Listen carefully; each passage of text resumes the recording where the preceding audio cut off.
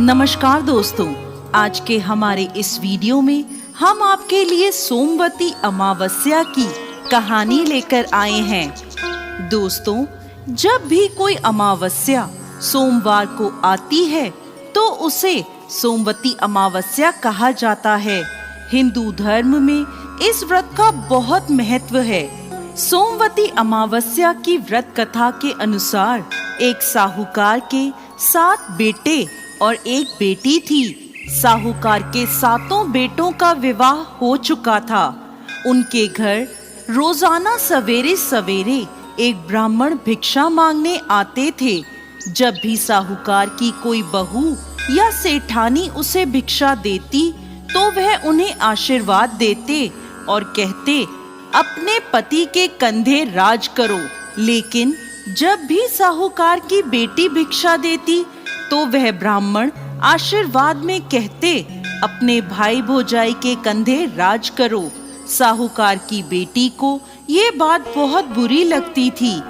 एक दिन उसने अपनी माँ से कहा, माँ, ये पंडित जी जब भी भाभियाँ या आप भिक्षा देते हो तो आशीर्वाद में कहते हैं अपने पति के कंधे राज करो, लेकिन जब भी मैं इन्हें भिक्षा देती हूँ तो ये मुझे कहते हैं अपने भाई भौजाई के कंधे राज करो।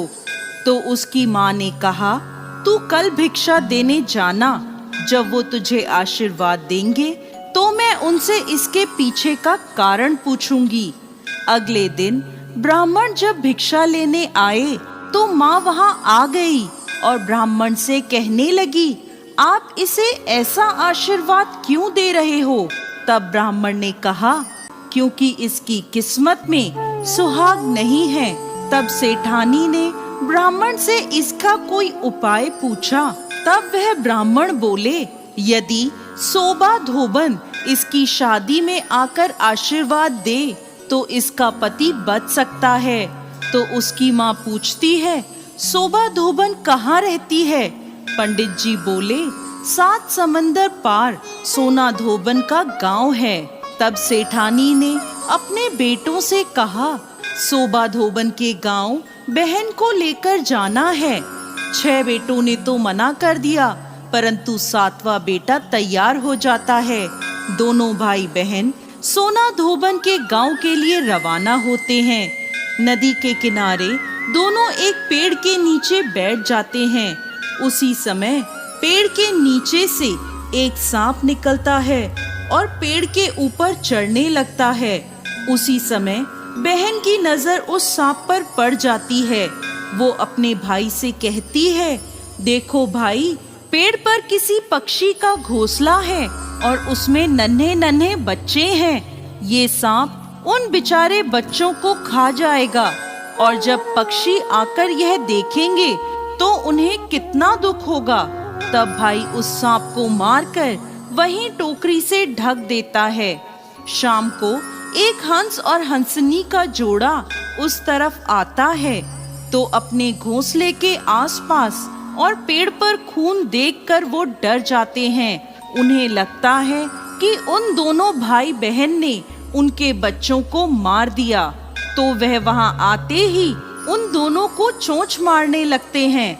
तभी बहन टोकरी उठाकर उसके नीचे पड़ा सांप दिखाती है और कहती है, हमने तुम्हारे बच्चों को इस सांप से बचाया है और ये खून इस सांप का है। तब हंस और हंसनी बहुत खुश होते हैं और उन दोनों को अपनी पीठ पर बिठाकर समुद्र पार सोबा धोबन के गांव में छोड़ आते हैं। सोना धोबन का भी बहुत बड़ा परिवार था, जिसमें उसके बेटे और बहुएं सब साथ साथ रहते थे। साहूकार का बेटा और बेटी भी उस गांव में ही घर लेकर रहने लगे। रोजाना रात को साहूकार की बेटी सोना धोबन के घर जाती और खाना पानी, साफ सफाई, घर के सभी काम करके सुबह होने से पहले अपने घर वापस लौट आती थी। एक दिन सोना धोबन ने अपनी बहुओं से पूछा, आजकल सुबह सुबह तुम्हारे लड़ाई झगड़े की आवाज नहीं आती, क्या बात है? तो बहुएं बोली, सासू माँ, जब हमें सारा काम किया हुआ मिल जाता है तो हम क्यों झगड़े? तो सोना धोबन ने पूछा, अच्छा, कौन करता है सारा काम? तो बहुएं बोली, आप नहीं करती? हमें तो लगा हमारे उठने से पहले ही आप घर का सारा काम कर देती हैं। तब सोना धोबन ने ये पता लगाने का निश्चय किया और वो रात भर जागती रही। जब साहूकार की बेटी आई तो सोना धोबन ने उसका हाथ पकड़ लिया और पूछने लगी, कौन हो तुम और क्यों मेरे घर आकर सारा मेरे घर का काम करती हो? तब साहूकार की बेटी ने ब्राह्मण वाली सारी बात सोना धोबन को बता दी और कहा, यदि आप अपनी सोमवती अमावस्या का फल मुझे दे दें तो मेरा सुहाग अमर हो जाएगा। सोना धोबन ने उसकी बात मानते हुए उससे कहा, जब तुम्हारी शादी पक्की हो जाए तब मुझे न्योता भेज देना, मैं तुम्हारी शादी पर जरूर आऊंगी। इसके बाद दोनों भाई बहन अपने घर वापस आ जाते हैं और बहन के लिए लड़का ढूंढकर शादी की तारीख पक्की होती है। सोना धोबन को भी न्योता भेजा जाता है। शादी के दिन फेरों के ठीक बाद एक सांप आता है और दूल्हे को डस लेता है, जिससे दूल्हा मर जाता है। तब सोना धोबन संकल्प लेकर दूल्हे के मुंह में पानी डालती है और वो वापस जीवित हो जाता है।